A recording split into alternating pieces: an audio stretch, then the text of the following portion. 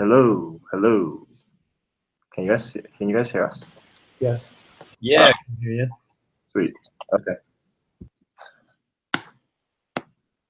Chrome just like craps out all the time. Yeah. It's ridiculous. Okay, so you're gonna use the laptop as a Sure. as a That's the camera and the mic. mic, or you're like recording this one?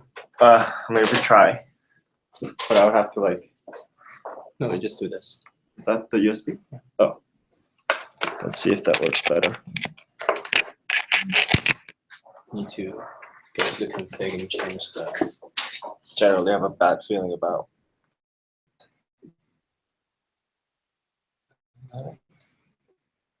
Hello. Can you guys hear us? Can you guys still hear us? Yeah, the sound is good. Um,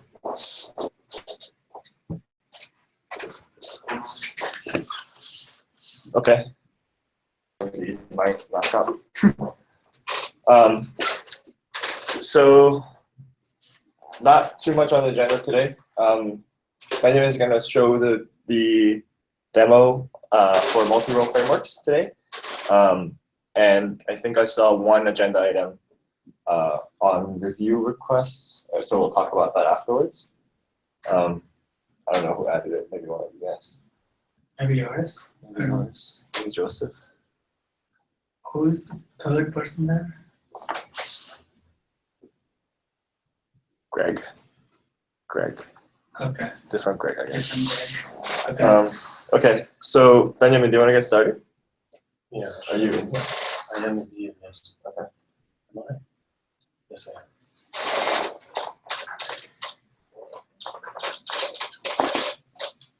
So this is about Okay.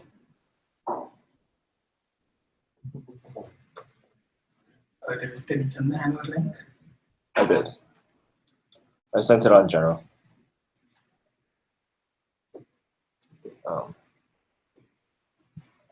Okay.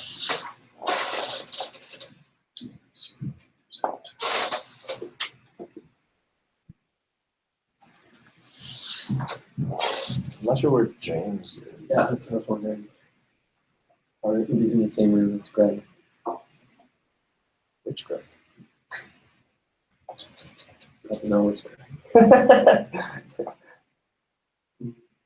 Which I'm going to share my screen to everybody. So I can see my own screen share, but I can't see my shared screen share. I guess we need to present to everyone.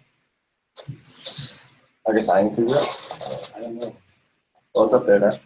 That looks better. Yes. Thank you. Did you do something? Yeah.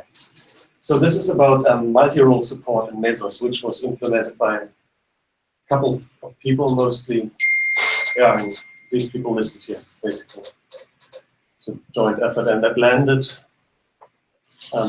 So everything I will show you has landed in 1.2 already. Is that right there? 1.2 is. Do we not call that out as 1.2? Yeah, I really don't want to tell people to use it in 1.2, but I think a bulk of it is present in 1.2. Okay, so the scope of this is to allow frameworks to have multiple roles. So currently we have kind of like this scenario where we have a layer of roles and frameworks sitting underneath, and the framework is only in a single role. And there's special role star, which is not really a role, but is a role. And when you look at that from this perspective of how resources are used, like a framework in role A could use resources from reserved for role A and from star. Role B could also use star and role B resources, and star frameworks in star could use star resources. And so there's like some split in the middle here in the graphics. So the idea is to allow, for example, meta frameworks like Marathon, Aurora, frameworks basically to aggregate these smaller frameworks A and B here. And this aggregating framework would need to be in multiple roles to do the same job that these frameworks did before. And then from a resource point of view, that framework would see the entire cluster, basically. So you could set aside resources for different roles, and that framework could be in these roles, and it could use star resources, it could use reserved resources for its roles, and in principle, one could build a framework that manages the whole cluster and makes use of role abstractions, for example, right? So that's the motivation for this. And yeah, so the way this is implemented, kind of already implied that. So like this aggregating multi-role framework is really treated like some collection of single-role frameworks. And that also implies that tasks can only be launched on resources allocated to the same role. And I think it's not a strong assumption, but it's a current assumption. So one cannot mix resources reserved for role A and role B and launch tasks, the same task, one task making use of these two resources at the same time. And on the API level, this is, so we have in the framework info, we have a field role, and that is deprecated now and replaced by field roles, which can be a collection of roles. And these frameworks that want to use multiple roles, they declare capability multi-role, and that's it from the framework point of view. And as soon as you register with multi-role, you are a multi-role framework. And roles can take on some different forms. So we can have like a framework in role A and role B. That was what I had on my diagram. Or you could have a framework that has no roles, for example. Or you could have a framework which is in the star role. So that's just the default framework, basically. Or you could have a framework which is in specific roles in star. So the number 1 and number 4 are different. Like in the number 1 case, just role A, role B, it does not get offered resources, unreserved resources. It gets offered resources from star, but they're allocated to role A or role B. And in the 4th row, it gets offered resources from star for star. And it also gets the same amount of offers as 3 frameworks. And for the 1st row, it gets the same amount of offers as 2 frameworks. Yeah, probably an easy way to think about it is it gets unreserved resources, which, you know, unfortunately we said that there's a role in there called star. So it's as if it's reserved to star, but really logically that's just unreserved resources. So, I mean, role A here, it's going to get reserved resources for role A, and it's going to get unreserved resources for role A. Both of those are allocated to role A when you make an allocation decision. What about empty? Empty. There's the empty. There's no offers will be made. So that firm won't receive any offer. Yes. Is that useful? So, but it's nothing complicated about it. It's just what happens if you take out all your rules. I see. Maybe like it's useful when you initially want to register with nothing, and then later you want to add a row to. Yeah, like maybe you're just doing cleanup at that point, or like you've decided you're not going to use resources for anything anymore. I see. So is that a way of suppressing offers like that? Another way of suppressing offers? I don't think we want to tell people to use it to suppress offers, but you can imagine that role A is purged from their system, so they remove it. At that point, they don't want to receive offers anymore. So again, for 1 and 4,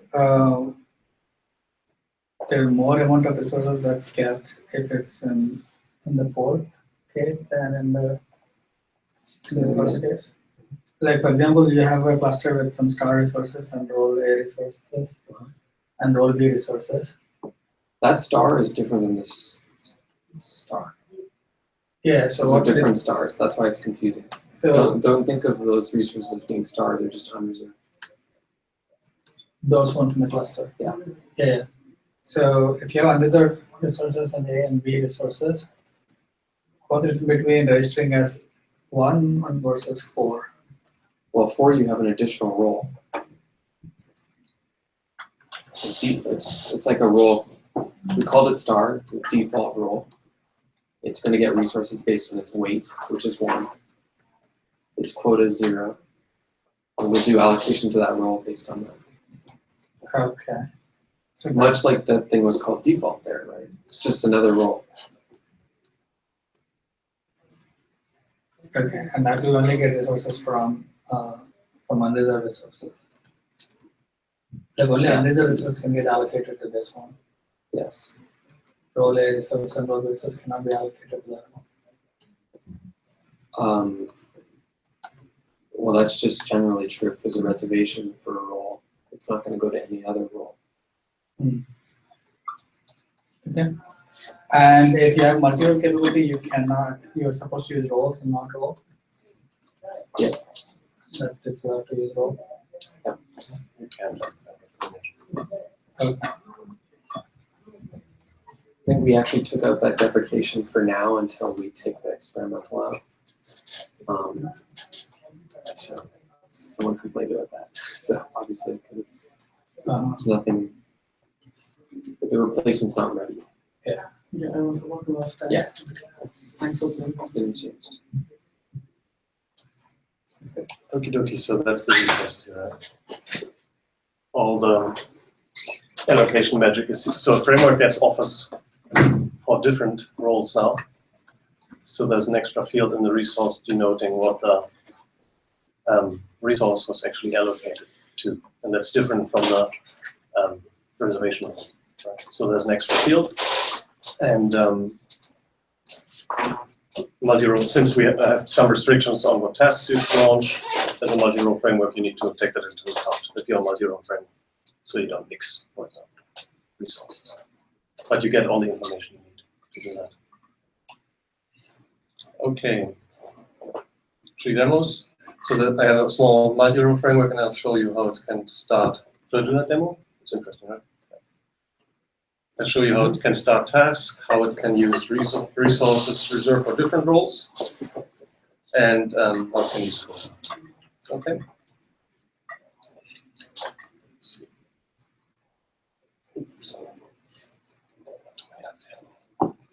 So this is just a shell script that steers that whole framework. That's an example framework, and we can add that to the tree if we want at some point.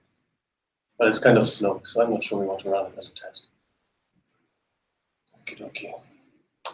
So first I'm running a case here where I start a cluster with a single master, single agent, register the framework in 2 roles, and just start 2 tasks which are in 2 roles. Right? So we can scroll back and look in more detail. So I start a master, I start an agent, and I have some. So the way this framework is configured is that I take some list of tasks, and these are special tasks, and they have a role, and they have some task info. So that's just particular to that single framework. Yeah. And what I'm doing is I'm sleeping a second in role A resource or on role A resources, and I'm sleeping a second on role B resources. So that's how I statically configured the framework. So I'm registering here at the bottom into roles, role A and role B. And I can register with the master, which is nice and kind of crucial. And I start getting offers. So at this point here in the middle of the screen, I'm not sure. So in the middle of the screen, I have two tasks which need to run, and I just got an offer, and this offer was, like on the next line, wrapped, allocated to role A. So that's new. So these resources were reserved for nothing, basically, and allocated to A. So that means we can launch a task with role A on these resources, and we do. And that task runs, and we get more offers. And so that task doesn't use the whole agent, so that's why we get more offers. And we have 1 task remaining, and we get some resources allocated to role B, which is. So did you guys add like a role sheet for task info or no? No, that's just one framework. So it takes a JSON of string and task info. There's a role field in the old style endpoints. Or task? Yeah, just because we can't extend the resources in the old style JSON. But other than that, you have to inspect the resources to figure out the task's role. Okay. Maybe some validation to make sure roles are not mixed. Yes. Yeah, so this worked, right? So it finished, both of them finished here, both tasks. So that's kind of good. That's like the basic case. We can do that, we can't do anything else. So next I wanted to show you reserved resources. Okay. Let's see.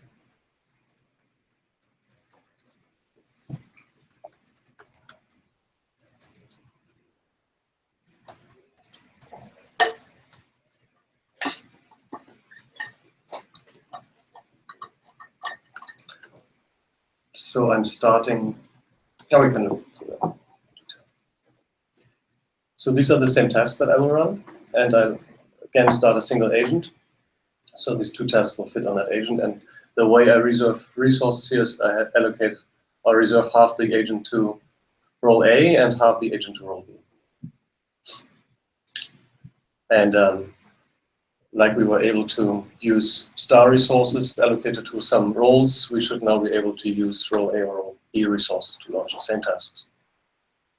And that framework should see offers. So again, framework registers with two roles. The tasks above are the same. And we can register, of course, and we start seeing offers here. So yeah. So here we get, this time we got resources which were reserved for B and allocated to B, which is valid and fits what we need, so we can run a task in role B. And we also below get role A resources allocated to role A. So we can run that second task and they finish. And we're happy. And the third thing I wanted to show was quota. So these are all very related, of course.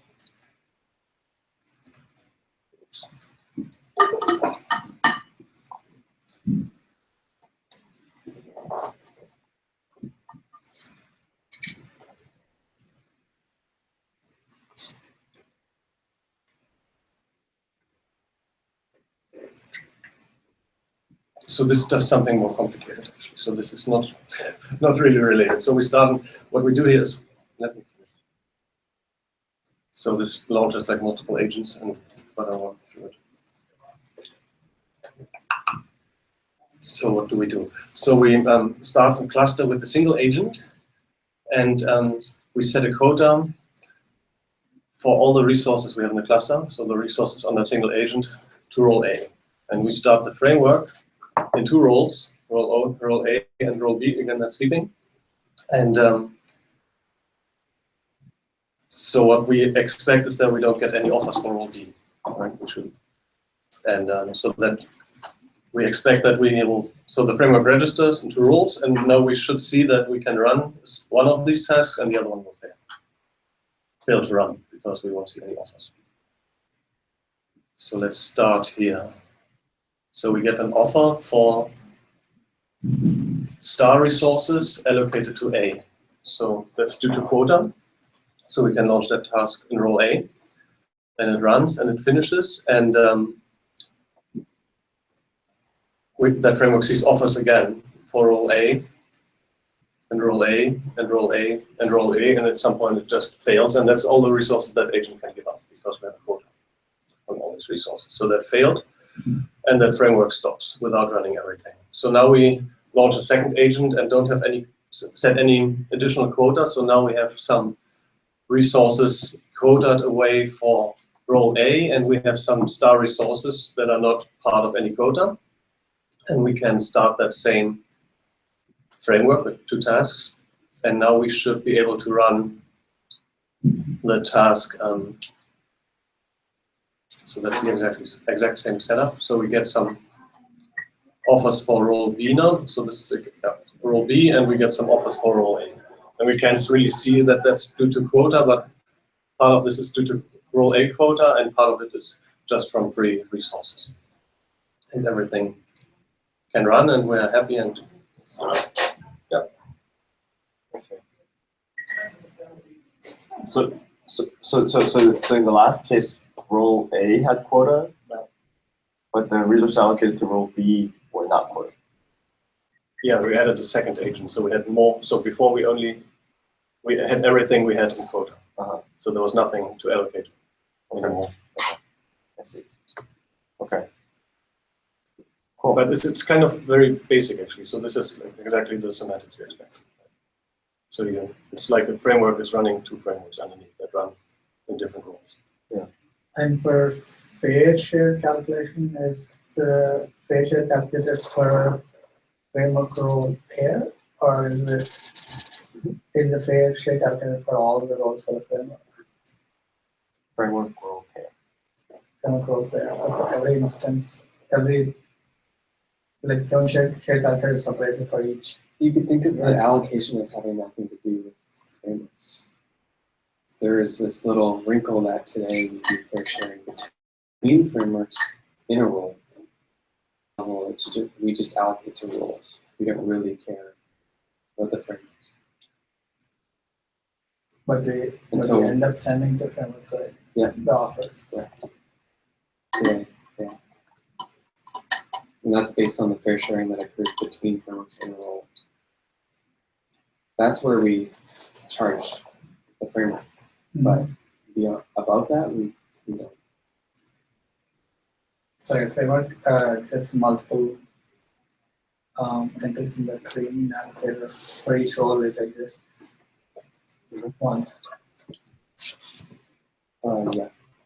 And that's kind of what you expect if you have like a box around like some more single role frameworks. You want like more offers, but you just want to manage that in a single interface. That is a framework. Okay.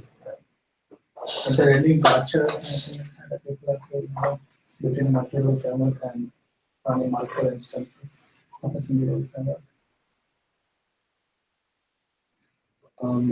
I mean, I expect more what's going to happen is that people have multi-tenant schedulers already, and they just change them to use multiple roles.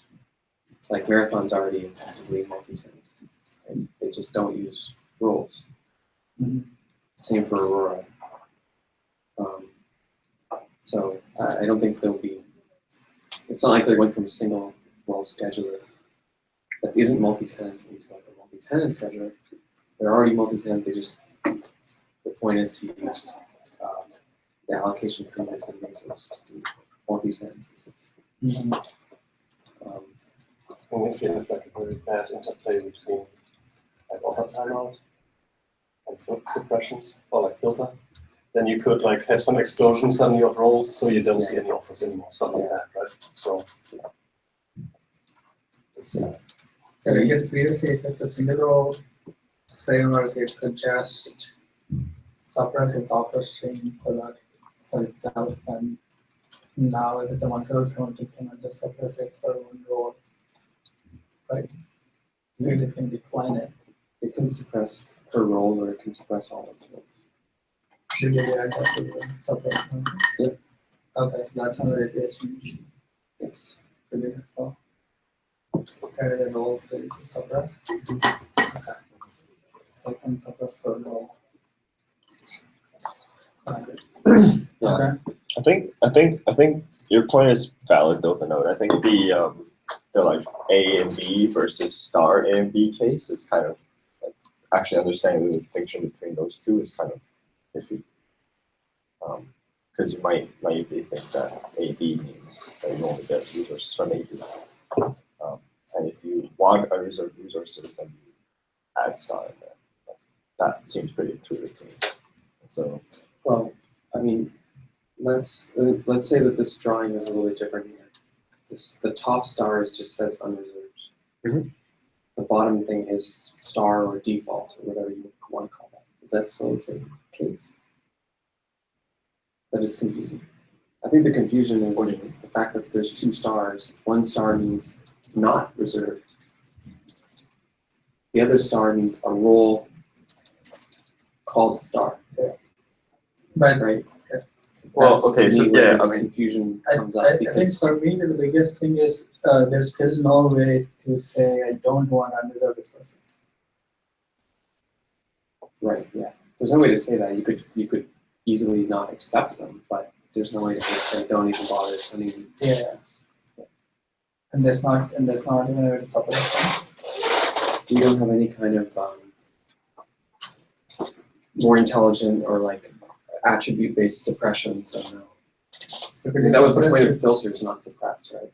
The goal of filters was, or requests, was to express what you want or what you don't. So if you do suppress with star, what happens?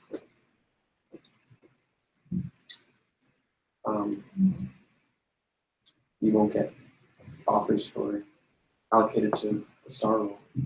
Or put another thing to allocate it to the A or B. Unreserved is totally orthogonal to the star role. Yeah. I mean, ideally, we would update the resource protobuf to not put star in there at all, just say Yeah. there's no reservation. Yeah. Well, that's the Um, confusing thing. I actually don't even know if I follow. Like the star in the role when it comes from frameworks. Yeah. Is different from star when it comes from resources. Yeah, I get that. Resources. I get that part. When it comes from the resources, it just means that it's unreserved resource, right? And whereas like when it comes from this framework, It's you're like a saying default named star. It could have been called something else. It could have been called default or Mesos. right, but like if we were to just replace star with unreserved, like the string unreserved, right, and interpret it that way, it seems consistent to me. Like the resources on the role of the resources is still unreserved, and the framework wants offers for only unreserved resources. well, but then you have this problem of there's a role interpretation. There's a special string called unreserved. And is that special in the schedule or not? Because right now we have that special string in the role, and it's not special in the schedule. What do you mean it's not Like, special? in the schedule? we weren't thinking of putting a string called unreserved. We were thinking of having the absence of a reservation mean no, there is no reservation. Absence of reservation. On the resources, you mean? Meaning there is no Okay. role. There's just no reservation. Uh-huh. The reservation is what has a role, not the resource. Sure. Right? So you either have a resource and there's a reservation on this resource for a role, Right. or you have a resource and there is no reservation. Sure. That's still fine. Right. And the framework can, like, the star on the framework right now really just means I only want unreserved resources, right? No, It doesn't mean no, it's just like any other role. It's just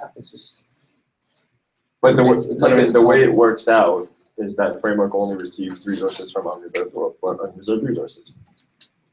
Like if I register a framework with a star role, which it is a star role, fine, but the behavior is that I only get unreserved resources. Right. In a sense, yeah. Because because of the way that we use star for unreserved as well, there's no way to set a resource called star. Like there's no way to set a resource reserved for star. Like if framework star was called Mesos, let's say, like the star on the framework, like the star, if it was called Mesos, Uh-huh. if we had a way to set Mesos, like a resource reserved to Mesos, then Yeah. it could have gotten Mesos. Okay. But the fact that we use star there and we use star for unreserved means that if you put star for the framework, it only is gonna get unreserved resources. yeah. I mean, taking a step back, Because it's unreserved resources allocated to star. yeah, sure. Like the point of that role is for the framework to express who should be charged for this allocation, right? If they're just saying, "Oh, I want star. I don't want reserved resources, so I'm just going to run everything in star," and we don't know who to charge the different allocations to. We don't know that this is going to this team, these other resources are going to that team. Okay. So, we don't want someone to say, "Okay, I'll just put star there because I don't care about reserved resources." We still want them to say what the intended allocation entity is. Is that a team? Is that a service? Whatever it is, so that we can charge that entity appropriately. I see what you're saying. Yeah, that's a okay. That's a Okay. Yeah, that part is kind of confusing. I see it. I mean, I wish, we didn't pick star for framework's default role. You wish we hadn't chosen star for framework's default role? Yeah. I mean, how does it change if we were to pick something else? Well, Let's say we call it like default or something. so that's so I guess people can see. But so right now there's a framework with role A, let's say, another framework with role B, Mhm. and that's another framework with role Mesos. Mhm. And you have unreserved resources. Mhm. You have A resources and B resources reserved to that. And every role, every framework with a role gets both unreserved and resources for that. Yeah. Okay. So this guy gets this and this. Mhm. This guy gets this and this. Mhm. And ideally, if No, they no. and this, sorry, Yeah. this, Uh-huh. this guy would get this. Uh-huh. And if there was Mesos, it should have gotten it from there. Mhm. But the fact that this is not Mesos, this is star, and there's no way to reserve something to star, Uh-huh. means it cannot have this thing. Uh-huh. It can only get from unreserved. It's the unfortunate part. So, well, why is that an issue? Why is that? I'm saying, like, if this was not star, if it was something different, Yeah. some different string, we could have set, we could have able to reserve that separately. Saying, if this Okay. default string that we picked here, Uh-huh. we could actually reserve them as well if we wanted to. No, there's no way to reserve them. I mean, this default role means it's only going to get unreserved resources. Why is that a problem? It's not a problem. It's just unfortunate, is what you're saying? Why Just trying to explain the confusion, right? Yeah, but why is it unfortunate? I don't understand the unfortunate part. So I say unfortunately, because if it was different string, like if the default was a different string, without multi-role frameworks, for example, without multi-role frameworks, there is no way for the default for us to be able to reserve that to a default thing, and also get unreserved resources. Okay. Why people want us to do that? It's a different case for that. And what do you mean by default resources? It's just, there wouldn't be a special case then. Okay, so it's just the code simplicity. Yeah, that's also. But I think the point is, like, reservations are this special restriction that you can use. In general, like, let's say you're running a bunch of services, everything is coming from unreserved resources. We're running all of these different services. Mhm. We want to use roles so that we know how much each particular entity, whether it's a service or a team, is consuming in the cluster. Mhm. Like, that's the idea of roles, right? We can then do things like reservations to restrict a particular resource going to a particular service or team. But that's like, that's not the, looking at it from that view is kind of odd to me. Right, like reservations are this additional mechanism to restrict. Right. And that's, I mean, that part's fine. The part that's confusing is if we were to look at the list of roles as like subscription to like stream of resources that are being stream of resources to the roles or whatever, or yeah, to the roles. And if we're allowing star there to mean unreserved stream,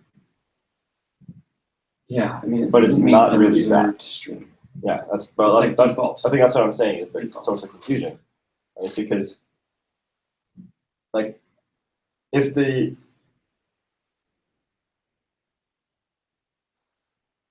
what we care about is that everyone gets unreserved resources, then it's kind of weird for framework that's registered or has roles A, B, C, D, E to have like weight 5 essentially in the unreserved pool. Right? What? I think for me, like one trickiness here is the way we have set up. A framework cannot say I don't want unreserved resources, so on, but it can say I only want unreserved resources. Yeah, I mean, like that's you're looking at it as like a reservation centric view of the system. right? Pretend there's no reservations. Uh-huh. Like, if you think about that Everything's- model, Everything's unreserved. yeah, the only thing we have is unreserved, right? So why do we have these rules here? We have them because we need to know how much to give to each particular thing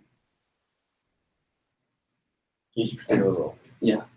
and how much they're using and so on. Uh-huh. Okay. Like, I would understand it in that view first, and then reservations are this additional thing that we can use to restrict who gets what. But in general, like, we need to know how much to give to particular, like, we're doing the resource allocation in Mesos. Mhm. So there's a whole bunch of things that need to run. We need to decide how many resources they should get. Yeah. Rules let us do that because we can set weights, we can set quota, and we can give guarantees about how many resources a particular thing can get. Right. Reservations are this mechanism, this tool that people can use to say, like, okay, these exact resources, I actually don't want other people using them. I just want this role using. Ah, I see. So you're saying like we cannot set away our star. Is that one of the limitations?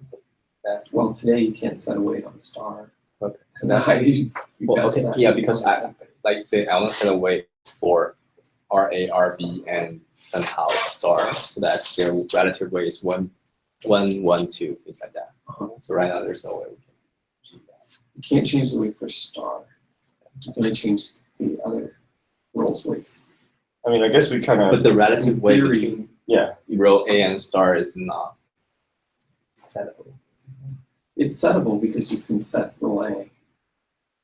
Well, you basically set every weight, every role's weight off of the fact that star is 1, and then you do whatever you want Oh, to star do is- relative to star. Essentially, you can do that. Or you can just give it 0.5, 0.51 if you want 1, 1, 2. In theory, we could allow changing the weight as well. Yeah. But we just don't. Right now. Yeah, what the other thing was if this was not star and was Mesos, wouldn't it Or have been default. easier? Yeah, that would be easy. That would have been made this easier. Yeah, I mean, it definitely would have like removed the conflation of star Yeah. and Yeah. made it possible. Ideally, we would have not had a special case. Maybe this is default in the system when you start it off, but it's not a special. Can we do that in multi-row? I guess what I was asking. Can you not again conflict? Well, the problem is people are using star, and we need to be backwards compatible. Or they have to change it to So, wait, what? so we tried to do this in hierarchical, or we tried to make star turn into slash Mhm. or something else like slash default or something. But in multi-role, we didn't really tackle it because we weren't changing the syntax of roles at all. I mean, I guess can disallow star in multi-row.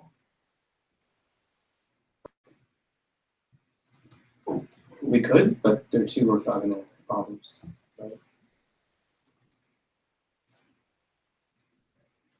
I mean, there's no backwards compatibility here, right? Well, what do we do for a scheduler that we want to use the multi-role capability? Like some row. Well, but they've already got a bunch of things running in the previous role. Oh, that's We allowed. have to tell them what to do. Okay, that's allowed. People have already been You can in star upgrade. and their tasks, they can move to multi-row. Well, yeah. Otherwise, schedulers can't upgrade into this feature.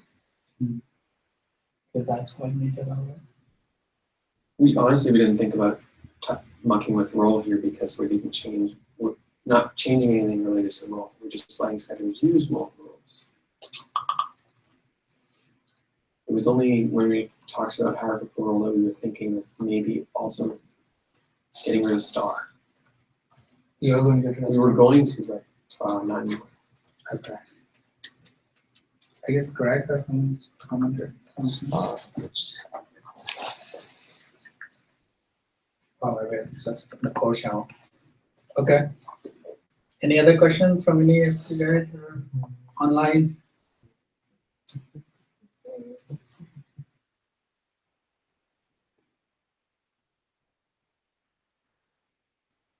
So, thinking of role in that sense, where it's say an allocation. Wait just a second. So it's 3:50.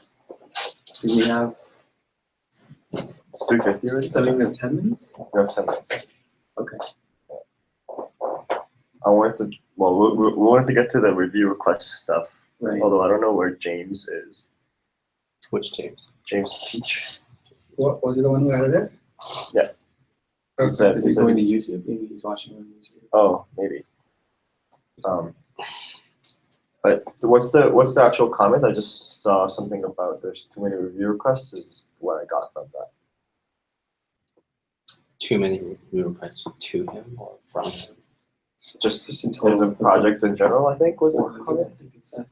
I think so, yeah. Clean up all the stale ones and Review request backlog. There are 400 plus reviews pending. How normal is that? Can we reduce the backlog? What's that?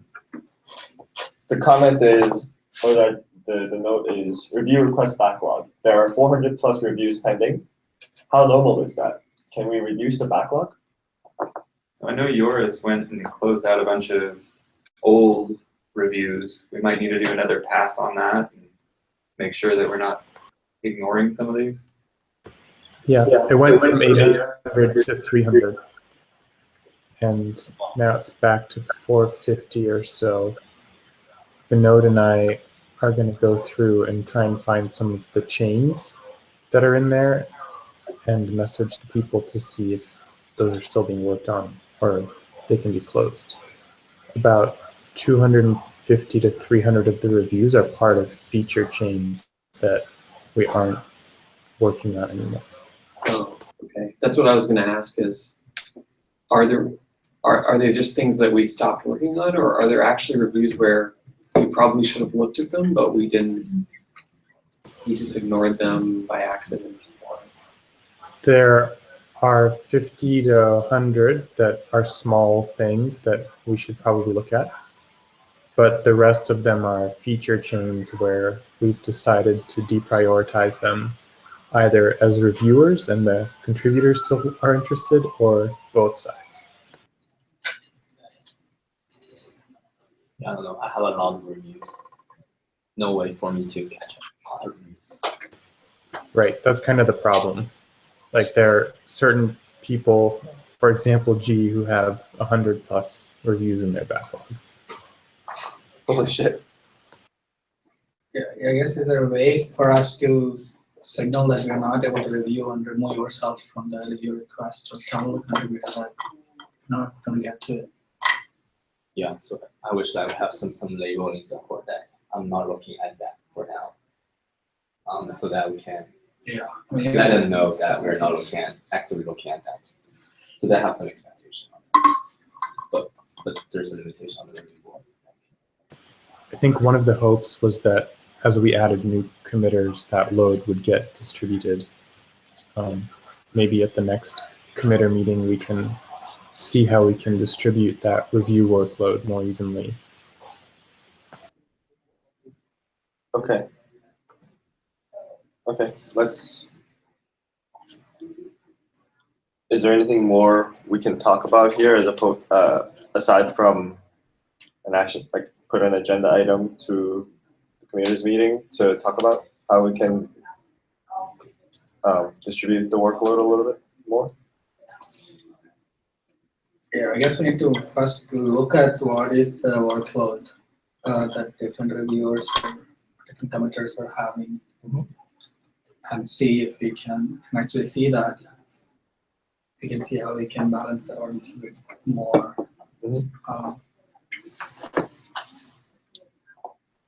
I guess in general, we need to have some way to periodically come and look at things that are more than like 3 months old, for example, and just discard them or tell the person who's writing it, "Okay, discarding it. Let's reopen it if it's really needed or something like that." Because I have reviews that are like 7 months old, 3 months old. Anything more than 3 months old, I think we should just discard them and tell the folks that I'm not going to get to it. Can a bot do that? What's that? Can a bot do that? Does it We- have permission? We could have a bot do it, but I think last time when we talked about it, people didn't really like a bot going around and doing that without giving a heads up to the contributor or just Just asking him if that's okay. Is it okay for us to do that or not? Something like that. I mean, a bot message could easily say something like, "This was automatic." They won't, you can't take it personally if it's automatically done and it says, "Please reopen it if this is if this was closed in error or whatever." Right? Mm-hmm. Otherwise, we're gonna have to keep doing this manually. Yeah, I mean, so yours, we talked about the automating it, right? What was the main pushback?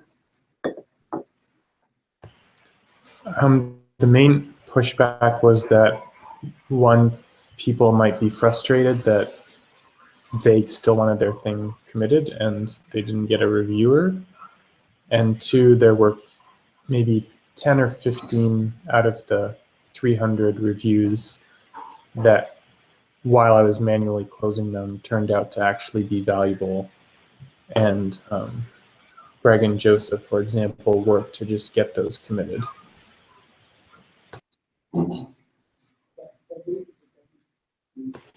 So just going through them manually took me about 2.5 hours total, but it ended up being kind of worth it because there were some reviews that were really close that we ended up landing. Ended up committing, you said? Yep. Greg and Joseph spent some time cleaning them up and getting them committed.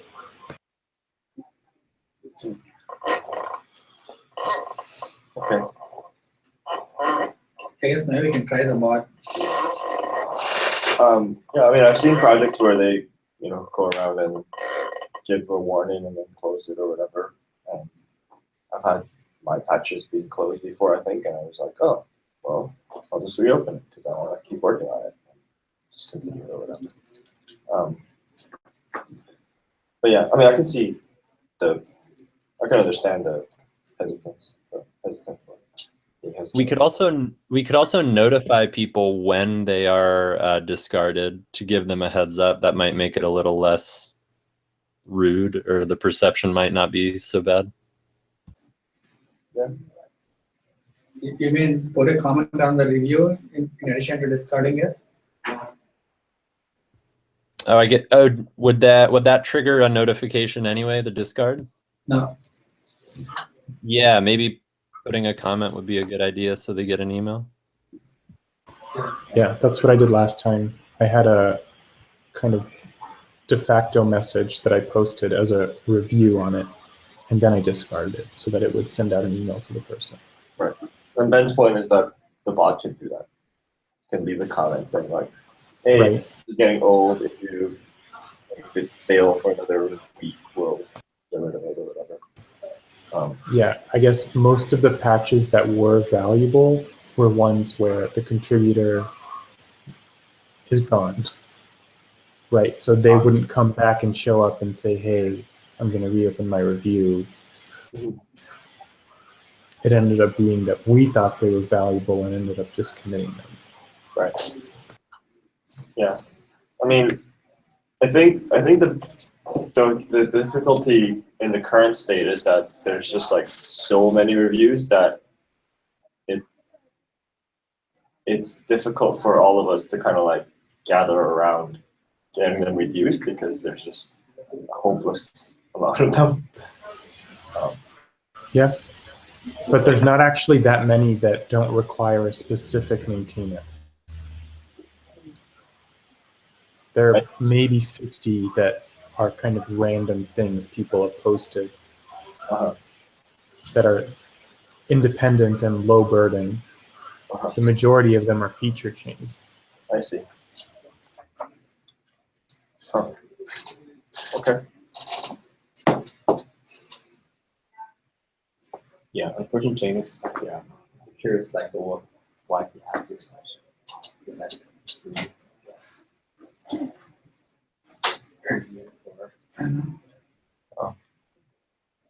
That's about fantastic.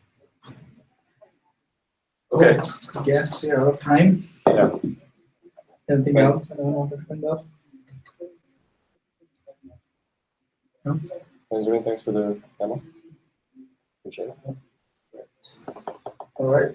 Anything else? Thanks, guys. We were good.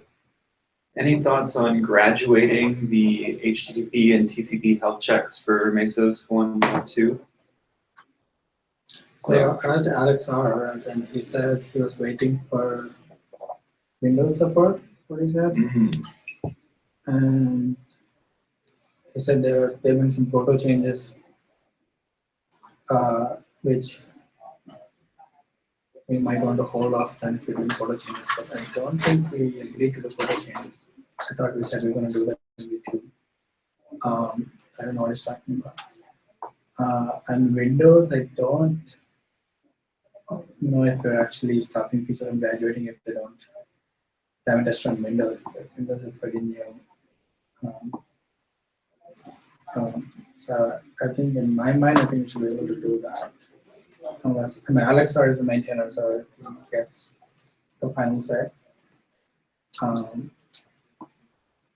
But right now, we don't have anything that's graduating, basically. When we can graduate operator or API endpoint, if we could, did we confirm from mobile guys if they're using in production? So they are using some parts of it, or it's not the main operator. They are using the streaming. And we don't have authorization on all of the V1 operator master endpoints. Okay, so once we do that, hopefully. And for me, I'm hoping the web UI could start using it, and once that's shipped in a release, could call it. We never got it on the web UI. You still have to make it such that you can hit it from your browser, or from curl without needing post parameters. That's not. I mean, curl with post is okay. So I mean, if I put the URL in my browser, I can't do that without the API. I can't. Okay, The JavaScript can do it, but a user can't hit it and get JSON back. Yeah. With the browser. It strictly doesn't mean that the API is not stable. Right? Oh yeah, I'm just saying if you're gonna deprecate the old one, Oh, yeah. you probably want that. Yeah, we have a ticket for that. And that's probably needed even for the web UI, unless we do some kind of proxy. Those are things that can stop on it. But those are two of the things. But I think ENX or someone brought a good point about in the release discussion that we are kind of mixing feature stability and the API stability together into the experimental notion. It would be nice if we can separate those out. Like the API is stable, it's not going to change, the format is not going to change, stuff is different from the performance is broken or it might cause set fall or something that is different. And I think we can combine both of them together right now. Again, for the operator API, I would say the API is pretty stable at this point. We're not going to do any backwards incompatible changes. But just the fact that it's no alteration.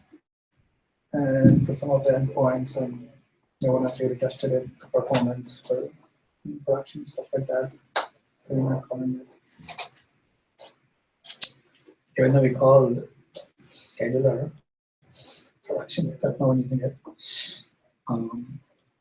So we'd have a discussion on that as well. Like when do we call something graduated to stable? Maybe we could have alpha for APIs instability and beta for production stability, and then stable. Yeah. Things like that. TCOS has experimental preview and stable, which is pretty much alpha, beta, production ready or whatever. Okay, cool. And the one or two that's coming up, blockers are done or still there? We had one blocker left still. The new HTTP headers abstraction may break some modules that G and Gilbert were gonna try to push through, I guess.